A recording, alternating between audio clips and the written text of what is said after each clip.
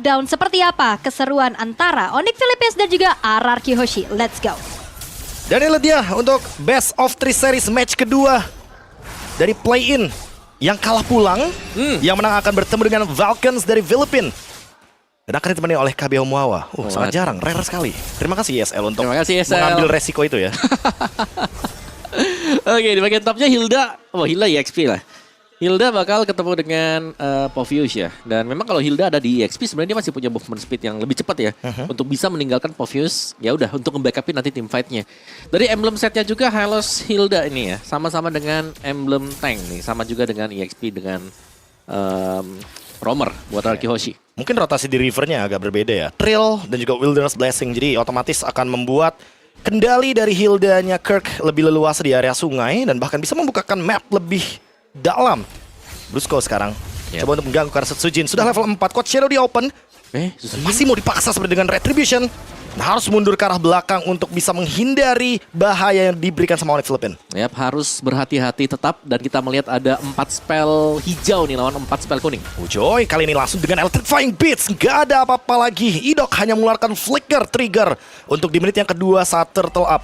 Yap, ini dia tim Flicker lawan tim 2 Revitalize dan 2 Purify. Tim hijau. Tim hijau. Tim hijau. Revitalize dan 2 Purify untuk menghindari Implosion. Yap. Tapi dengan tidak adanya Flicker, Idok otomatis susah banget nih untuk langsung reach out ke belakang. Nah ini dia nih ya, keunggulan buat Hilda sendiri bisa langsung nabrak. Langsung ada Sacred Hammer dan Quad Shadow Kill juga, bahkan Kirk dengan Revitalize masih mampu untuk survive. Menyelamatkan diri dengan pasif dari rumput dan Setsujin sudah tidak memiliki lagi Shadow Kill ketika turtle up. Untuk 2 menit awal RRQ Hoshi penuh akan tekanan dari Onyx Philippines. Yap, double Revitalize yang menyelamatkan. Bahkan kali ini first bloodnya diamankan oleh Kirk. Kirk pun tumbang, tapi Retribution Battle dimenangkan oleh King Kong. 1 tukar 1, Dairon masih dikejar tapi kayaknya nggak bakal overextend. Karena kedua tim nggak mau ambil resiko. Wow, RRQ Hoshi masih sanggup untuk mengimbangi sebenarnya untuk area dari tim fight yang tadi. Dan net Super Prince very low dari MP dia, yang dimana seharusnya sebentar lagi akan melakukan recall juga. Dan Setsujin kembali akan melakukan farmingan. Lihat untuk di area topnya, Crips buat Setsujin sudah mulai diambil. Dan di bagian bawah ternyata Kelra lebih agresif nih sepertinya. Magic Wand, Joy, first item, Dairon dikejar, paksa Flicker sepertinya. Di menit 249 otomatis 2 menit ke depan Dairon mungkin saja bisa digank. Bisa dihajar terlebih dahulu karena Brusco udah show up untuk menutup orange buff. Dicuri om. Wow, tapi Glorious Pathway lagi-lagi sudah dibuka nih, Be. Oke, Setsujin dikejar, kali ini Shadow Kill Force dipaksa udah dibuka, bahkan ada Eternal Guard, tapi Setsujin tidak memiliki lagi Quad Shadow dan tumbang terkena Kelra. Electrifying Beats, Ice Retribution dan bahkan Rinse bakal coba untuk mundur dan tidak memaksa flickernya keluar karena itu akan menjadi berbahaya. Ya, Roamer tuker jungler, jelas ini kerugian untuk RRQ Hoshi. Dan kita selalu melihat ya, isi dari jungle milik RRQ Hoshi ada King Kong. Ada 1 Leonin kecil nih yang mengambil Crips demi Crips juga yang berusaha untuk unggul. Dan Rinse, Eternal Guard kena, Rinse dalam ancaman dan masih dipaksa untuk flicker keluar. Super Prince masih mampu untuk mundur ke belakang dengan double dash yang dia miliki. Wow, dan lagi-lagi ya Kelra ya, ini selalu tidak menyanyiakan juga sebenarnya peluang dari Heavy Crossbow. Kita selalu melihat dipakai. Glorious Pathway, Brusco mencoba untuk mengganggu ke arah Idok hanya untuk memaksa lagi dan lagi flicker om. Biar Idok nggak memiliki flicker ketika objektif turtle up. Dan ini selalu kita lihat pemaksaan penggunaan battle spell dari Onyx Philippines yang sangat bagus. Iya, targetingnya sih. Dia tahu siapa hero utility-nya. Rinse duluan, Idok duluan, baru Setsujin nantinya. Iya, dan mereka dengan memancing seperti itu dengan cooldown time yang lama juga buat Flicker akan lebih aman dan nyaman ketika mendapatkan objektif juga. Dan setup sudah akan dimulai Onyx Philippines, mereka terlebih dahulu ada di sana. Bagaimana Glorious Pathway dari Brusco memang belum ready, tapi 2 Revitalize ready, 2 Purify juga ready. Ini dia, loncat manja dari Dairon. Sudah kehilangan 2 bar HP. Quad Shadow-nya connect. Setsujin bertemu dengan Super Prince, tapi tidak mau di-force untuk Shadow Kill-nya. Terlalu beresiko. Kirk sudah mulai muncul di area depan. Glorious Pathway dibuka dan bahkan double implosion mungkin akan digunakan, tapi ditahan terlebih dahulu oleh Idok. Dan kali ini Electrifying Beats, Implosion got nothing to do. Tiren bakal coba untuk bertahan dengan Dark Wave yang dia miliki, tapi tidak bisa bertahan dalam jangka waktu yang lama. Dan Setsujin memilih untuk mundur daripada mengambil resiko 2 tumbang tanpa adanya trade. 2 Revitalize juga dipergunakan oleh Onyx PH yang membuat mereka super sustain, sangat resilient. Dan lagi lihat Rinse-nya dijebak, di pressure habis-habisan. Quad Shadow ditahan terlebih dahulu. Setsujin force the Shadow Kill, tapi kali ini bakal ditungguin sama Kirk di belakang. Dan sepertinya hanya melakukan screening out untuk pertukaran dengan turret di bagian top lane Om Wawa. Iya, bukan turtle yang diambil ya. Dan kita belum melihat adanya pergerakan dari Toy juga. Didorong ke belakang Kirk-nya, masih sanggup untuk lari dan kabur. Yes, itu dia kekuatan dari Hilda yang selalu bisa memancing ya. Source skill dari lawan untuk keluar juga. Turtle masih ada di sana. Ini dia momentum. Ketika turtle kedua yang kita perbincangkan Om, Blowing One ada di tangan dari Super Friends, membuat efek Life Bane akan dimiliki oleh Onyx Philippines. Sacred Hammer ke depan, Kirk mungkin akan ditarget, bahkan ada Turtle Guard semuanya all in karena Kirk. Sutsujin bakal mencoba untuk mengambil kesempatan mendapatkan Retribution Barrel, dan itu dia Sutsujin dengan turtle kedua yang diamankan plus 1 point kill dari Kirk. Wow, teamfight yang sangat continuous kembali terjadi ya di bagian turtle yang kedua tadi. Dan Kelra sayangnya memang cukup terlambat untuk bisa join teamfight sehingga tidak memungkinkan King Kong untuk melakukan peraduan. Retribution tadi di turtle yang kedua juga. Dan RRQ Hoshi, pelan-pelan mereka sudah berhasil untuk melakukan build up. Dan terlihat bagaimana Toy ini punya damage yang cukup untuk bisa melakukan meltdown terhadap Kirk ataupun nantinya untuk Brusco. OTW Golden Staff untuk Toy, agar dia bisa lebih cepat lagi memberikan true damage dari pasifnya Om Wawa. Dan tapi yang permasalahan utamanya nih, King Kong yang dari tadi nggak ketahuan sama sekali. Farmingnya masih aman banget, level perbandingannya 2 level dengan Sutsujin. Yap, itu yang bahaya ya nanti. Itu yang bahaya sih. Dan Ketahuan. Sacred Hammer, wah, miss the shot. Electrifying Beats bakal dikejar terlebih dahulu. Dark Wave digunakan coba untuk mengganggu ke area depan. Idok flicker, Implosion paksa dari Super Friends. Ada Eternal Guard balasan dan Implosion lagi dari Idok. Shadow Kill mungkin akan mengenai karena Super Friends tumbang, dan kali ini Kirk harus mundur karena kehilangan satu member dari Onyx Philippines. Nice timing tadi dari Sutsujin yang berhasil untuk masuk dan mengincar Super Friends. Bagaimana Quad Shadows sempat untuk kena ke Super Friends juga, tapi Kelra, 2 item yang dibutuhkan oleh Retail akhirnya selesai juga. Husklow, Berserker Fury, dan ini agak sedikit pertanda sebenarnya dari Onyx PH mereka bisa melakukan teamfight secara terus-menerus bersama dengan Kelra. Karena dari tadi King Kong split, King Kong berusaha untuk mendapatkan level sebanyak mungkin. Makan level ya, bahkan kayaknya mau speedrun ya Om. Mau level 15 kayaknya, menit Bisa. 10 mungkin ya, karena udah level 12 nih anyway. Nanti keluar-keluar menit-menit 9, 10, 15. Ada kayak Shunshin lagi ngereng tuh. Keluar-keluar team fight level 15, 3 item ya. out of nowhere. Tapi untuk sekarang seenggaknya Sutsujin masih bisa ngejar ketertinggalan semenjak kill dari Super Friends Stadium. Yap. Dan conceal play, Idok belum ready dengan adanya flicker, tapi mungkin targetnya langsung menuju ke arah Brusco. Langsung ada Eternal Guard juga all in menuju roamer dari Onyx Philippines. Kirk tertangkap di depan sana. Ada Shadow Kill yang mungkin ditahan terlebih dahulu, tapi Kirk gak bakal bisa kabur. 2 poin dari RRQ Hoshi. Lord open, dan ini bakal menjadi kesempatan bagi RRQ mengamankan objektif secara cuma-cuma. Yap, all in yang sangat bermanfaat sekali tadi karena mereka berhasil untuk menghilangkan satu badan yang berarti mereka sedang menang kuantitas juga. Sekarang Kelra datang dari belakang, Holy Crystal selesai untuk King Kong. Oh, tapi Idok mencoba untuk menggeser karena dari Super Friends. King Kong di zone out, dan kali ini Sutsujin dengan Shadow Kill mencoba untuk mengusir di bagian belakang. Electrifying Beats tidak memiliki damage yang cukup, dan otomatis Onyx Philippines juga nggak mau ambil resiko. Yap, mundur dulu sedikit, agak tertata ya bagi RRQ Hoshi. Jangan terlalu memaksakan, tapi Glorious Pathway ternyata dipaksakan oleh Onyx PH. Oh, masih mau cari trade yang menguntungkan kubu Onyx Philippines. Turret di area mid lane Ya, dipaksa. Luar biasa sih, kayak mereka udah hilang satu objektif. Iya. Dan mereka ngeliat ada kesempatan, oke ini ada kesempatan, kita harus bisa dapat mid turret ya, dan mereka lepasin aja Glorious Pathway ke sana. High risk, high reward. RRQ Hoshi kali ini leading goldnya memang tidak terlalu jauh, tapi memang kenyataannya dengan adanya Lord mereka memperpanjang nafas agar Sutsujin bisa mengejar ketertinggalan level, agar di next Lord dia tidak kalah dari segi retribution. AS retribution digunakan. King Kong mencoba untuk mengejar karya dari Idok, memaksa Implosion mungkin untuk digunakan 4v5 situation. RRQ akan mencoba untuk disengage. Mereka kiting, mereka tarik ulur, tapi Sutsujin setengah darah kayaknya nggak bakal mau untuk team fight. Dan tadi ada agak sedikit kerugian juga sih untuk Onyx PH ya, karena mereka belum mendapatkan purple buff-nya yang untungnya memang tidak tercuri. Dan lihat, Lord yang dibiarkan oleh Onyx PH ini yang berarti akan menjadi pedang bermata dua juga, karena mereka sudah melepaskan banyak source skill ya, berarti untuk di bagian turretnya Lord akan terdorong secara pelan, dan wave super minion tetap akan keluar untuk RRQ Hoshi. Brusco high loss, hanya bisa membadani saja ya tentunya semua damage yang diterima dari Toy. Gimana pun caranya mungkin Dominance Ice yang paling bisa menjawab attack speed yang begitu tinggi dari Kari. Double attack. Dan sekarang Brusco mencoba untuk mencari kemungkinan terburuknya dari RRQ Hoshi, yaitu adalah ada yang ketinggalan satu member. Tapi setidaknya dengan permainan front to back, apalagi Toy nih yang udah selesai dengan Demon Hunter Wow, semua. Udah selesai dengan Trinity-nya Om. Udah siap memakan siapapun lini depan dari Onyx Philippines. Ya, seharusnya akan sangat-sangat cepat sekali untuk bisa menembakkan Brusco ataupun Kork nanti ya.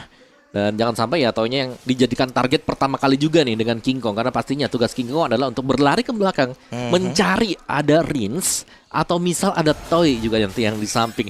Dan setup seperti dari map vision yang kita lihat sekarang, ini Arki Hoshi mereka pegang sisi kanan. Jadi mereka masih cukup unggul secara map vision karena mereka bisa masuk ke dalam area dari Onyx PH bagian bawah juga. Dan bahkan untuk inner turret bottom bisa diambil. Digunting dengan Glorious Pathway di belakang Shadow Kill menuju ke arah dari Super Friends tumbang dan bahkan ada Second Hammer. King Kong bakal ditargetkan tapi Idok menjadi pertukaran dan bahkan tidak hanya itu Toy juga menghilang double kill dari Kelra dan shutdown. Ini akan menjadi lebih buruk untungnya. Sutsujin menutup double kill ke arah King Kong. Oke. Lagi-lagi trade yang masih cukup bisa dilakukan oleh Arki Hoshi. Meskipun memang mereka harus kehilangan Toy bersama dengan Idok, tapi masih ada Sutsujin yang terjaga juga dan bahkan bisa melakukan serangan balasan tadi. Itu dia counter attack Shadow Kill di last minute. Dan pengejaran dari Dairon ya, screening outnya yang terjadi tapi kali ini dipaksa lagi. Kelra akan di shutdown oleh Sutsujin Unstoppable. Didapatkan oleh Hayabusa dari Sutsujin. Yap, Sutsujin menjadi eksekutor handal sekarang untuk Araki Hoshi. Dan Kelra yang tumbang, secara damage output untuk Onyx PH agak sedikit terbatas. Dan Tigreal ini jelas menjadi masalah bagi Onyx PH. Implosion dari Idok yang selalu mengancam. Ini dia, Toy juga ready di belakang Om. 4 melawan 5, bukan angka yang bagus untuk Onyx Philippines all in ke sana. Dairon cukup jauh, gak ada flicker, Dark Wave-nya miss the shot.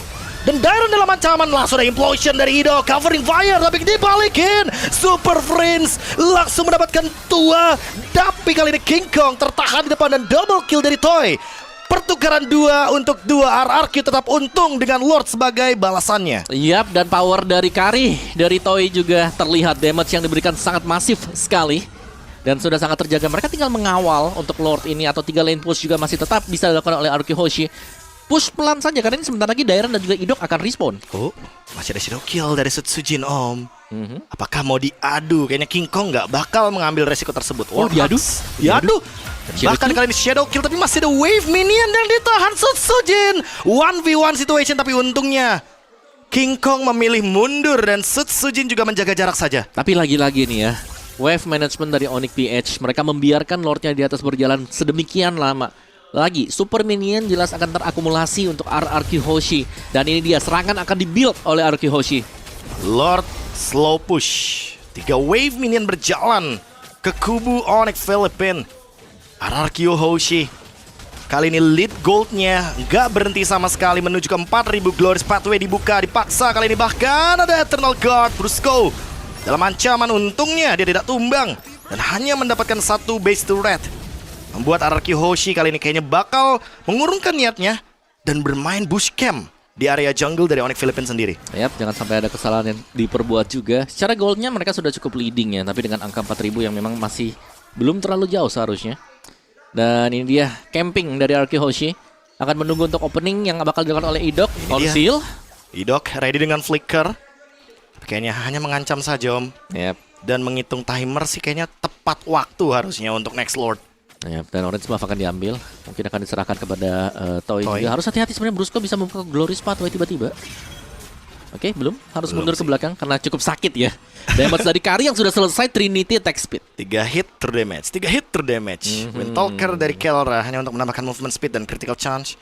Yap. Super Friends sampai harus bikin build yang agak sedikit defensif nih Om. Ya, sebenarnya yang harus hati-hati buat Araki Hoshi, mereka harus ngeliat posisi dari Sutsujin juga nih. Karena Sutsujin lagi jauh, jadi otomatis ya mereka harus bisa ada di belakang dulu, menahan ya, jangan sampai terlalu ngebuka. Karena aku ngelihatnya dari tadi, yang bisa masuk buat jadi finisher tunggal atau murni sebenarnya itu Sutsujin. Udah pasti sih. Yap.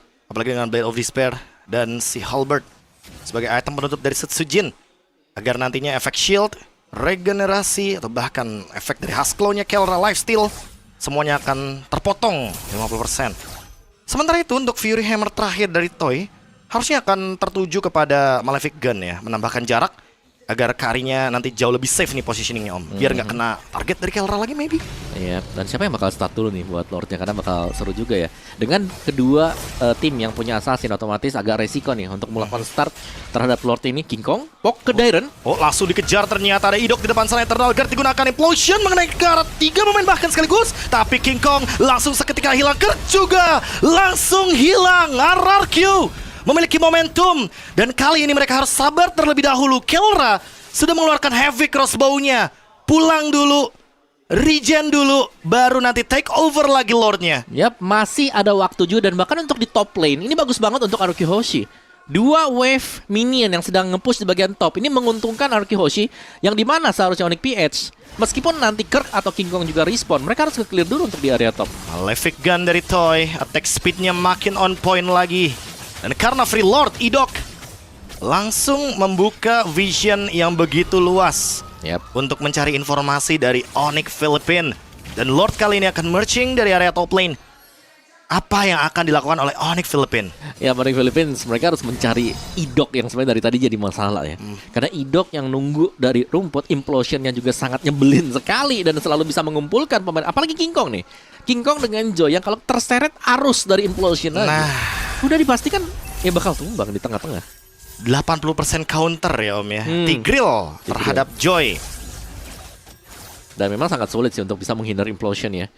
Dan kali ini dengan lagi-lagi 3 lane push, Onyx PH masih akan berusaha untuk mendapatkan team fight kah seperti 2 Lord awal tadi. Yang penting Rins nggak ketahuan sih sebenarnya. Karena dari tadi Eternal Guard-nya sangat on point sekali. Yep. 0-0-11 0-11 dari Rins juga, Konsil. Itu dia Idok. Implosion langsung menuju ke depan, tapi kali ini mundur ke belakang dan bahkan ada Shadow Kill yang masih ditahan dari Sujin. Kirk tumbang.